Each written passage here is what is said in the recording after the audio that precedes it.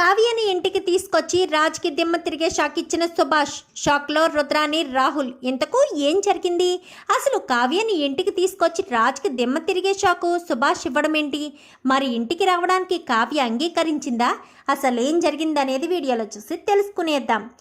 Brahmamudi upcoming ఎపిసోడ్స్లో ఏం జరగబోతుందో ముందుగా తెలుసుకోవాలి అనుకుంటే వీడియోని లైక్ చేయండి, ఛానల్ని సబ్స్క్రైబ్ చేసుకోండి, పక్కనే ఉన్న బెల్ సింబల్లో ఆల్ పై క్లిక్ చేయండి. ఎలా చేయడం వల్ల అందరికంటే ముందుగా చూడవచ్చు. మొత్తం మీద చూసుకున్నట్లయితే ఇంకా కావ్యకు జాబ్ వచ్చిందన్న విషయం ఎంతో సంతోషంగా ఇంటికొచ్చి చెప్పేసరికి ఇంకా కనకం అయితే తిట్టడం మొదలు పెడుతుంది. నువ్వు నీ కాళ్ళ మీద నిలబడుతూ ఉంటే ఎప్పటికైనా మీ అత్తవారింటికి వెళ్ళాలని నీకు అనిపించదు అని చెప్పాను. కానీ అంటే నా ఆత్మాభిమానం చంపుకుని మరీ నన్ను ఆ ఇంట్లోకి వెళ్ళమంటావమ్మా? నా భర్త నన్ను ఇష్టం లేదు, ఇష్టం లేకుండానే బలవంతంగా కాపురం చేశానని చెప్పిన తర్వాత కూడా నా భర్తతో ఆ ఇంట్లోనే ఒక పని మనిషిలా పడి ఉండమంటావా? సంవత్సరంన్నర పాటు ఆ ఇంట్లో ఉన్న నేను నా భర్త నన్ను ఏ రోజు కూడా కించపరిచింది లేదు. అందుకే నా భర్త ఎప్పటికైనా మారతారు అన్న ఉద్దేశంతో ఆ ఇంట్లో ఉన్నాను. నా భర్త మారి నాతో సంసారం చేస్తూ కూడా మా నానమ్మ మా అమ్మ చెప్పడం బట్టే నేను ఉన్నాను అని చెప్తే మరి నాకు ఎలా ఉంటుందమ్మా? ఆత్మాభిమానం చంపుకుని ఆ ఇంట్లో ఉండమంటావా అంటూ కావ్య మాట్లాడేసరికి ఇంకా కనకమైతే సైలెంట్ అయిపోతుంది. కావ్య అక్కడి నుంచి వెళ్ళిపోతుంది. ఇంకా గదిలోకి వెళ్ళి ఆలోచించుకుంటూ ఉంటుంది. ఇంకా అలా ఆలోచించుకున్న కావ్య కాస్త సుభాష్ జ్ఞాపకం వస్తాడు. నాకు ఉద్యోగం వచ్చిందన్న విషయం మామయ్య గారికి చెప్పాలి అని వెంటనే సుభాష్కి ఫోన్ చేస్తుంది కావ్య.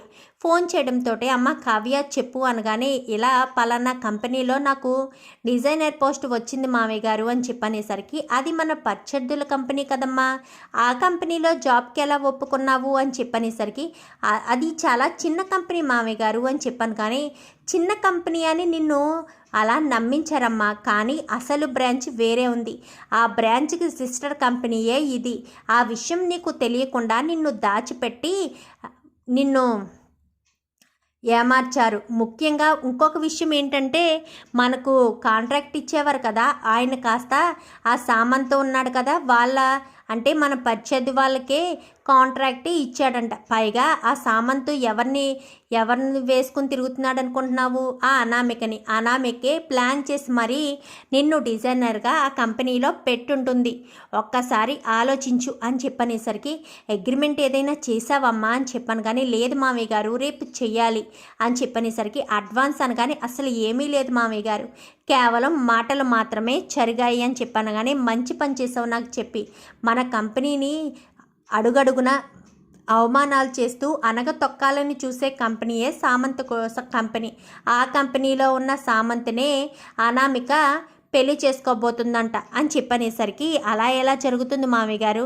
తెలిసి అలాంటి వాళ్ళతో నేను ఎందుకు వర్క్ చేస్తాను అని చెప్పనేసరికి అయినా కావ్య నేను ఇలా అంటున్నానని కాదు, నువ్వు ఇంటిని వదిలి వెళ్ళి చాలా పెద్ద తప్పు చేసావమ్మా అని చెప్పనేసరికి మరి మీ అబ్బాయి అన్న మాటలు మీరు వినలేదా మామయ్య గారు అని చెప్పాను. కానీ చూడు కావ్య, మీ అబ్బాయి అన్న మాటలు వినలేదా అని నన్ను అంటున్నావు. మరి మీ అత్తగారు నేను తప్పు చేశానని మీ అత్తగారు నన్ను దూరం పెట్టింది, అంతేగాని పుట్టింటికి వెళ్ళిపోలేదు కదా. రాజ్ నిన్ను అన్న మాట నిజమే, కానీ పుట్టింటికి వెళ్ళిపోమని చెప్పలేదు కదా. మీ ఆయన నీతో అలాగో ఇలాగో ఏదో రకంగా మాట్లాడతారు, నీకు సపోర్ట్ కూడా చేస్తాడు. అపర్ణ, మా అమ్మ అందరూ సపోర్ట్ చేస్తారు. కేవలం మారవలసింది నీ భర్త తప్పు చేసి కాదు, వాళ్ళ అమ్మకి ఏదో ప్రమాదం జరిగిందని ఆ కోపంలో అన్నాడు. రుద్రాని కూడా కాస్త ఆద్యం పోయడంతో నీ భర్త నీ మీద కోపగించాడు. ఆ మాత్రం దానికే సంసారం, ఇంత ఇంటిని, ఇంత బరువు బాధ్యతల్ని వదిలేసి వెళ్ళిపోతావా?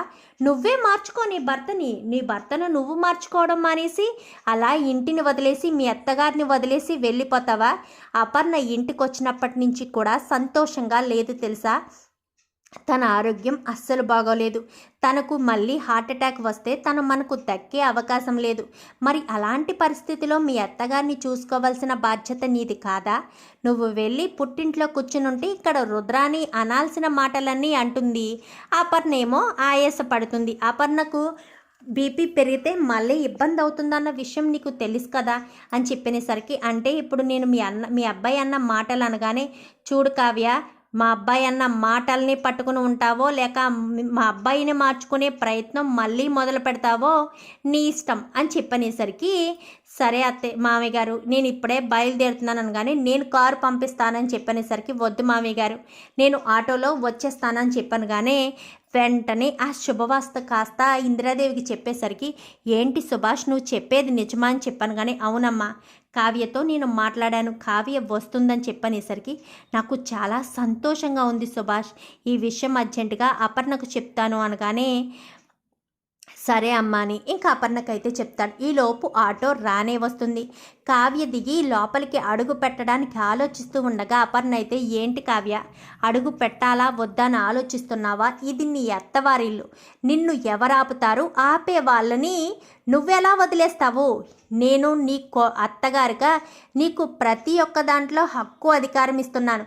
ఎవరైనా నిన్ను ఆపాలని చూసినా, నిన్నొక్క మాట అనాలని చూసినా మాత్రం వెనక ముందు ఆలోచించకుండా నీ డోస్లో నువ్వు ఇచ్చేసే అని చెప్పి అపర్ణ దూరం నుంచే చెప్పేసరికి ఇంకా రుద్రాని రాహుల్ అందరూ చూస్తూ ఉండగానే కావ్య ఏ గడప అయితే దాటి వెళ్ళిందో ఆ గడప దాటే లోపలికి వస్తూ ఉంటుంది. రాజ్ అయితే ఆఫీస్కి వెళ్ళడానికి రెడీ అవుతూ మమ్మీ వెళ్ళొస్తాను అంటూ కావ్య ఎదురు తీసుకునే తెలియకుండానే ఆఫీస్కి వెళ్ళిపోతాడు. ఎదురొచ్చిన తర్వాత వెనక్కు రాకూడదు రాజ్, వెళ్ళు నువ్వు ముందుకి అని చెప్పనేసరికి, సరే మమ్మీ అని వెళ్ళిపోతాడు. అమ్మ కావ్య అంటూ ఇంకా అపర్ణ గట్టిగా పట్టుకుంటుంది.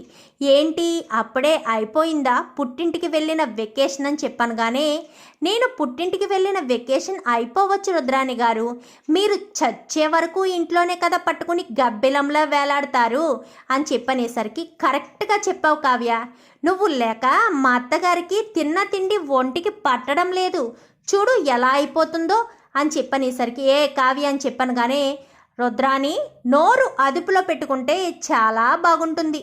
కనకాన్ని అన్నట్టు కావ్యని అంటే మాత్రం అస్సలు ఊరుకోను. కనకం అయితే కూతురు తప్పు చేసింది కాబట్టి నోరు మూసుకుని వెళ్ళిపోయిందేమో, కావ్య తప్పు చేయలేదు కాబట్టి నోరు అదుపులో పెట్టుకుని ఉంటే చాలా బాగుంటుంది. లేదంటే మాత్రం నువ్వు ఇంట్లోంచి బయటికి వెళ్ళడానికి క్షణకాలం పట్టదు.